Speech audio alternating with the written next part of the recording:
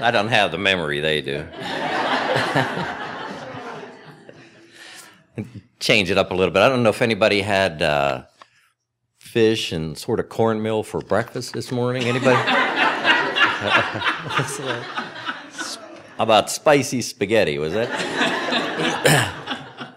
Or did you have oatmeal for dinner last night? That was part of our. Oh yes, thank you. The chocolate soup. No, that's. And how about listening to a rooster crowing all night long? Our neighbors have we have chickens. We don't have a rooster. Neighbor has a rooster, but you know, if you leave the lights out, they'll be quiet. Put your lights on, they'll crow all night long. So just in case you want to go by that sound, last night sleeping, it was just, it's quiet here. It's really quiet, other than when a truck started to go by. So, it was just quite, amazing thing. One of the things that I was just so impressed with were the kids at the schools or walking to and from school, just in their uniforms. And I mean, I think they outdressed anybody here today. Just, it looks starched and ironed, and all we have is, they've got dirt roads and dirt every place. And again, that same little house, which typically wasn't their house, it was probably a tent or something of that nature. And I don't know how you make clothes that clean, that straight in that kind of environment, but they did. I mean, it just looked like the perfect folks out there, and everywhere, their own different colors, boys with pink shirt or whatever, or depending on which school they were going to. It was just simply amazing. The one I was hoping Paige would tell about, they had a song game, and somebody can check with her later on it, but it was, as you were working, they'd have a little contest, or maybe Mary will elaborate. And for Lenora's sake, Mary did sing in parts anytime she had an opportunity.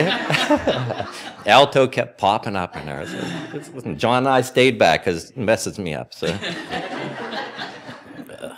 and the compound had a roof that you can get up onto, which for the last day, they were sort of curing some fish. I think the flies might have had something to do with it, where they filleted them out and laid them on top of rebar coming out of the top of the building, and we missed that meal, so that was a good thing. Let's see. Oh, yeah, from the same place you could look down about a block, and a street preacher came out just about every morning. He was pretty regular, so it was. He was praising God away. They just anybody that would come by. And then, right beside the guy, tell him about the guy pounding stones. So there's a pile of rocks. Yeah, a rock of some sort, because it was a higher quality rock, and he was making them into littler, higher quality rocks that they would come by, and I guess somebody would buy it and turn it into some new product. Yesterday was quite a day. We'd started out, and we were driving back from the airport last night, and a semi was drifting over. The guy might have been a little tired at 1 o'clock in the morning, and I don't think he really should have been out there. And Paige said, "Just go. You got plenty of room." In Haiti, you can have maybe 2-3 lines of vehicles going this way, 2 or 3 lines of vehicles coming this way, but you know what? They can come through here, they can come through here, they can go around there, or they could take off your mirror, which they did on our bus, and then when you're sitting there, as they're arguing out what they're going to do with that little battle, you can get hit from the back and get the back of your bus torn off. And so I better quit while I'm ahead. So there's too many of those wonderful memories for it, but we had a great folks, Canada, Vermont, Delaware, North Carolina. Yeah, I think that's it. I think that was about it. So amazing. Ontario. Yeah, there might have been somebody from Connecticut. That's true. That's your job for taking care of that one. So thanks. It was a great opportunity. It's always the quiet ones who give the great speech, isn't it? I have my notes because I'm about the same age as Steve. So. I just want to say that the rumors that I brought home exotic animals are true, if you've heard of those. We're having a foot stomping party at my house because when they opened my bags at Customs in Port-au-Prince to check my bags, as they did everyone's, I didn't see it, but there was a rumor that a cockroach stuck out his Yeah, it was real. The question is, did it go back in or did it jump out? Yeah. So my bags are on my porch. I'm hoping we froze it out. My buddy Greg says no, that they don't mind the cold. So none of my bags made it in the house last night. So anyway, but don't worry, I claimed him just in case on my customs form. So I like to be honest about those kind of things. So I named him. When they passed around the customs forms, and they had to read them because they ran out of English forms, so all they had were forms in French. So the airline, what do you call her? Yeah. Person had to read the forms in English to us. When she got to that point, seriously, half the airplane looked at me and like, "Are you going to claim the little guy you brought?" So. What's up with that? Anyway, as the communicator for this team, it was quite an honor. It was, I don't think I did as good a job as John's daughter did last year, but it was so humbling to see how everyone was watching our page and the Facebook posts and responding to us, and I really appreciate all your comments. We felt loved every night after dinner. Most of the time, all of our teams, and at some points there were 36 of us there, so we were a very full group with Connecticut, Vermont, Pennsylvania, Delaware, North Carolina folks, Canadian folks. So we had a full group, and we would read devotions. We would read your letters that you sent us. Thank you so much. You know, those letters weren't just good for the person you wrote them to. They were good for all of us. We've all felt your love. It was so awesome. Really appreciate all the sentiment that you put into us. It gave us all a push and, you know, sometimes a little teary eye. So we did that. Someone would read the letters from home, some with more emotion than others. And Julia's letter from her boyfriend got a lot of attention. Yeah, he won't write that kind of letter again next year, let me tell you.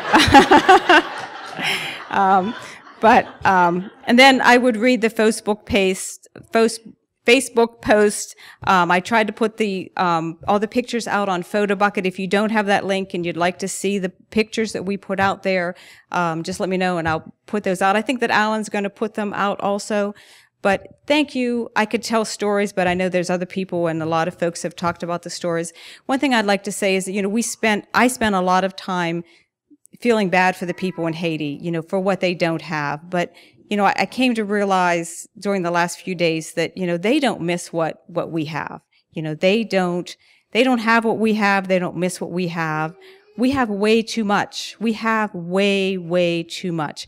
You know, when we're at the job site and, you know, I don't know about the rest of my team, but, you know, sometimes you're trying to look into that tent to see what's there and what they have and what they don't have.